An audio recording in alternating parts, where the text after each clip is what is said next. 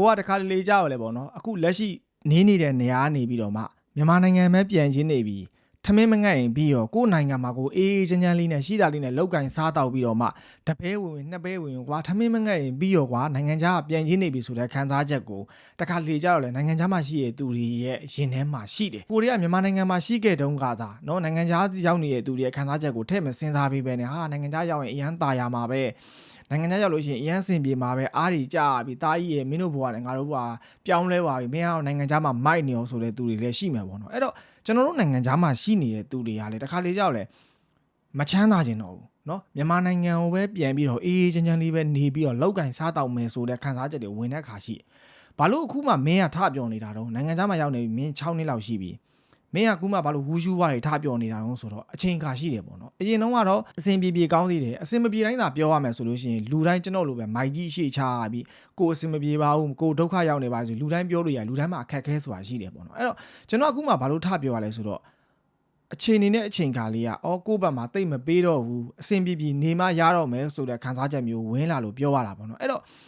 ့တခါလေကြောက်လေဗျာကျွန်တော်တို့အားလုံးကအားရှိချင်တာအဲ့တော့ဘလို့အားရှိချင်တာလို့ဆိုတော့တခါလေကြောက်လို့ရှိရင်ကြောင်းနေဘူးတဲ့သူတွေဆိုလို့ရှိရင်ကြည့်သိတယ်ဗျာကျွန်တော်တို့က၄တန်း၅တန်းမှာ၄တန်း၅တန်းမှာကြောင်းနေနေတဲ့အချိန်မှာကိုယ့်ရဲ့အကိုတွေအမတွေက10တန်းလောက်မှာ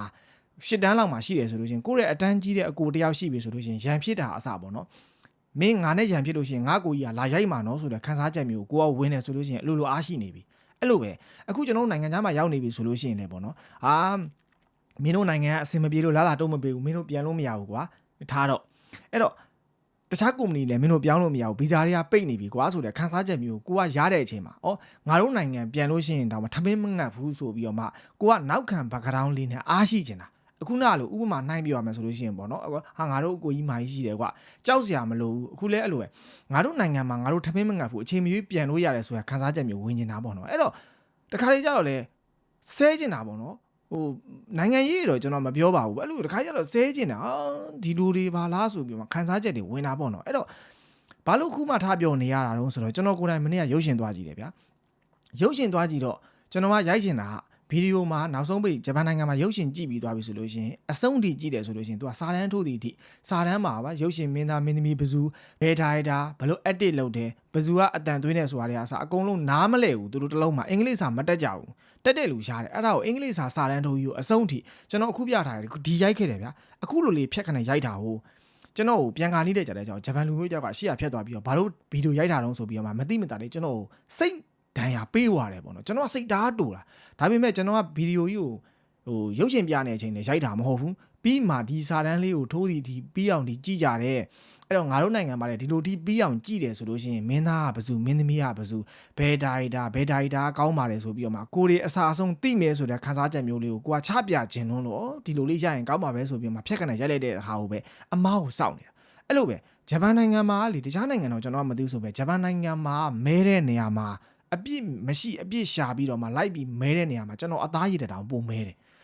အပူပြောတာမဟုတ်ဘူးเนาะဂျပန်နိုင်ငံမှာအစ intro မကောင်းမဲ့နဲ့မင်းကိုမဲပြီးဆိုလို့ရှိရင်မင်းဘာလို့မကောင်းမြင်ပြီအကောင်းမြင်ပြီဆိုလို့ရှိရင်မင်းဘာလို့အကောင်းမြင်တယ် intro ကအရင်အရေးကြီးတယ်အဲ့တော့အခုမှဘာလို့ဒီလိုပြောရတော့မင်းတယောက်တည်းခံစားနေရလို့မင်းကအခုမှနာကျင်ပြီးတော့မင်းကိုပြောလို့မင်းကထပြီးဟုတ်တယ်လေဗီဒီယိုမရိုက်ရောက်ဆိုတာမှန်ပါတယ်ဒါပေမဲ့သူရိုက်တာဗီဒီယိုကြီးကိုမဟုတ်ဘူးရုပ်ရှင်ကိုမဟုတ်ဘူးအဆုံးမှာရိုက်တယ်ဆိုတော့နားလည်ပေးမှုရှိရင်ရပြီကျွန်တော်ဒါပေမဲ့ကျွန်တော်မှားတယ်ကျွန်တော်လက်ခံတယ်ကျွန်တော်ကမရိုက်ရတဲ့အချိန်မှာဇက်ခနဲ့ရိုက်မိတာမိနစ်ပိုင်းကအနည်းငယ်လေးပဲဒါပေမဲ့မရိုက်ရတဲ့အချိန်မှာရိုက်လိုက်တယ်ဖြစ်တဲ့အတွက်ကျွန်တော်အမားသွားတယ်ကျွန်တော်စိတ်နာနဲ့ပဲလှုပ်ချင်တယ်ထိုးချင်ကြိတ်ချင်တယ်ဒါပေမဲ့စိတ်နာနဲ့ပဲကျွန်တော်ကပြန်လာခဲ့တယ်ပေါ့နော်သူများနိုင်ငံနဲ့ရောက်နေတယ်ငါလည်းပြန်လို့အစင်မပြေသေးဘူးဆိုတဲ့ခံစားချက်မျိုးဝင်တာပေါ့နော်အဲ့တော့ကျွန်တော်တယောက်တည်းရင်မဟုတ်ဘူးကျွန်တော်ဈေးသွားဝယ်တယ်နော်ဈေးသွားဝယ်တဲ့အချိန်မှာအင်ဒိုနီးရှားကောင်မလေးတယောက်ကဆူရှီလေးကိုပေါ့နော်သူကဆူရှီကိုကင်တယ်ဆူရှီကိုဘန်းလေးကင်ကြည့်တယ်သိပြီးတော့စားခြင်းသိမရှိလို့ထင်ပါရဲ့သူပြန်ချလိုက်တယ်သူပြန်ချပြီးသွားတဲ့အချိန်မှာနောက်ကဂျပန်လူမျိုးတယောက်ကဘိုးတော်ကြီးတွေပဲကြည့်နေတော့ဂျပန်လူမျိုးတွေလည်းအဲ့လိုပဲကြည့်ပြီးချသွားတာပဲအဲ့တော့ကျွန်တော်ပြောချင်တာသူကစီစီညီညီမချလို့တဲ့စီစီညီညီချအောင်ဗျာဝန်ထမ်းမဟုတ်ဘူးဝန်ထမ်းနေရတော့တည့်ရတိုင်းပဲဒါကသူတို့ရဲ့အလုပ်ချင်းသူတို့ရဲ့ဝင်ငွေအဲ့တော့တေးသေးချာချာလေးတွေစီတယ်ပေါ့နော်စားသုံးသူကကြတော့ဝယ်သူကကြတော့ပေါ့နော်နည်းနည်းလေးကြည့်လိုက်တယ်အစင်မပြေလေးနည်းနည်းလေးတိန်းဆောင်းမှုရှိသွားတာအဖဲကလိုက်ပြီးတော့အင်ဒိုနီးရှားကောင်မလေးကိုပခုံးကိုလိုက်တိုးပြီးတော့မှ ဘာလို့အဲ့လိုလုပ်ထားတော့မင်းတို့ခိုင်းချင်းတွေပြန်ဘာညာဆိုပြီးပြောတာပေါ့နော်ကျွန်တော်လည်းနိုင်ငံသားဆိုတော့စိတ်ထဲမှာတော့ထင့်သွားတာပေါ့ပြောလိုက်ရရင်ဆိုတဲ့ခံစားချက်မျိုးကိုကဝင်တာပေါ့နော်မင်းတို့ကြီးပတ်ဆက်ပေးနေရမှာငါတို့လည်းအခွန်ဆောင်ပြီးတရားဝင်နေနေတာဆိုတဲ့ပြောချင်တာကျွန်တော်ဗဇက်သားရတယ်ပေါ့နော်အဲ့တော့နိုင်ငံသားမှာရောက်နေတဲ့အရာအလုံးအဆင်ပြေနေပြီအရာအလုံးချုံးမွေ့နေပြီဂျပန်နိုင်ငံကြီးကအရန်ကောင်းပါတယ်တစ်ဖက်သားကိုအရန်ကြည့်ပါတယ်အရန်ခံစားပါတယ်ဆိုပြီးသိမ့်ကြုံပြီးတော့မပြောနဲ့ပေါ့နော်တခါလေကြောက်လဲ only in Japan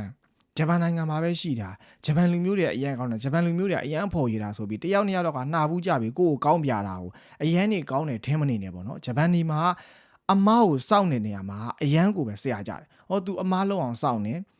အမားလုံးအောင်စောင့်ပြီးလို့ရှိရင်ကိုယ့်ကိုမဲပြီးပြောမယ်ရစ်မယ်ရစ်ပြီးသွားလို့ရှိရင်ပေါ့နော်ရစ်ပြီးသွားလို့ရှိရင်ကိုကအရင်မခံနိုင်ဘူးမြန်မာလူမျိုးတွေစိတ်ထဲမှာရှိတယ်အဲ့တော့စိတ်ထဲမှာမရှိအောင်ဘလို့အမားမလုံးအောင်နေမလဲဆိုလို့ရှိရင်အမားလုံးအောင်နေလို့မရပါဘူးဘာလို့လဲဆိုလို့ရှိရင်အမားဖြစ်အောင်ကိုစောင့်ကြည့်နေတာသူတို့တွေကတကယ်လို့သာမမားသေးခြင်းမှုဆိုလို့ရှိရင်အစောကြီးကလေးကြိုပြောတယ်အဲ့ဒါကိုမဟုတ်ဘဲနဲ့သူတို့ကအမားကိုစောင့်ပြီးတော့ကိုမှားသွားမှာပြောပြီးတော့မအောင်ပြင်စေခြင်းတာသူတို့ရဲ့ရှင်ထဲမှာတော့အမားတီမှာအမှန်မြင်စေခြင်းနဲ့ဆိုတဲ့ခံစားချက်မျိုးရှိတယ်ဒါပေမဲ့ကျွန်တော်တို့ကကြတော့လေပြောရင်နားလေတယ်ကွာငါတို့ကိုကြိုပြောပါလားဆိုတဲ့ခံစားချက်မျိုးတွေဝင်တော့တခါကြတော့အစိတ်အစင်မပြေတာတွေရှိတယ်ပေါ့နော်အဲ့တော့ကျွန်တော်ပြောချင်တာကအခုကကောင်းကောင်းမွန်မွန်နေကြပါနော်ကောင်းကောင်းမွန်မွန်နေကြပါတားနဲ့ကိုနိုင်ငံသားဆိုလို့ရှိရင်ခိုင်းချင်းဆိုပြီးခုနောက်ပိုင်းဂျပန်မှာအရက်နေကိုမဲလာတယ်အစိုးရတွေကပဲဖြစ်ဖြစ်နိုင်ငံသားတွေကသူတို့ရှိမှာကျွန်တော်တို့ကလာပြီးတော့မှအလုပ်ကူလုပ်ပေးတယ်လုံအားမညီများတို့လာပြီးတော့မှကူညီပေးတယ်ငါတို့ပတ်စံပေးရတာကိုလူမျိုးတော့မပေးရပါဘူးနည်းနည်းပပပဲပေးရတာပါသူတို့လာကူညီပေးတယ်ဆိုရခံစားချက်မျိုးမဝင်ဘူးနော်မင်းတို့ခိုင်းချင်းနေဆိုပြီးတော့မှအဲ့လိုမျိုးဖြစ်နေတော့ကိုမဲလို့လည်းမဟုတ်ဘူးပေါ့နော်ကျွန်တော်ခုပြောနေတာကျွန်တော်ကိုပြောခံရလို့ကျွန်တော်ပြောတာတော့မဟုတ်ဘူးတခါတလေကြောက်လဲအဲ့လိုမျိုးတွေမဲလာလို့ရှိရင်ကိုယ်နိုင်ငံကိုပဲပြန်လိုက်ခြင်းနဲ့ကိုယ်နိုင်ငံမှာကိုပဲအေးစစ်စစ်နေတော့ခြင်းနဲ့ဆိုတဲ့ခံစားချက်မျိုးရှိလို့မလို့ပြောတာပေါ့နော်အဲ့တော့တခါတလေကြောက်တယ်ပေါ့နော်ကိုယ်နိုင်ငံလေးကောင်းလို့ရှိရင်သိကောင်းမှာပဲဆိုတဲ့ခံစားချက်မျိုးဝင်ပြီးလို့ဒီဗီဒီယိုလေးကိုရိုက်လိုက်ရတာပဲဖြစ်ပါတယ်ပေါ့နော်အဲ့တော့ကြည့်ရှုပြီးလို့တယောက်ရှိနေတာကိုကျေးဇူးအများကြီးတင်ပါတယ်အဆင်ပြေတဲ့လူလည်းရှိမယ်အဆင်မပြေတဲ့လူလည်းရှိမယ်ပေါ့နော်ကျွန်တော်ကဒီတယောက်မကောင်းတာကိုမကောင်းဘူးလို့ပြောတာတော့မဟုတ်ဘူးကောင်းတဲ့လူလည်းရှိမယ်မကောင်းတဲ့လူလည်းရှိမယ်အဲ့တော့သိမ့်ကြုံပြီးတော့ပြောလို့တော့မရဘူးဒါပေမဲ့အကြမ်းမြင်အဖြစ်စောင့်ကြည့်ပြီးတော့အမားကိုစောင့်ပြီးအရန်ပြောတယ်ဆိုတာကိုသိရင်ရပြီဆိုတာလေးကိုပဲကျွန်တော် sharing လုပ်ချင်တာပေါ့နော်အဲ့တော့ဒါပါပဲ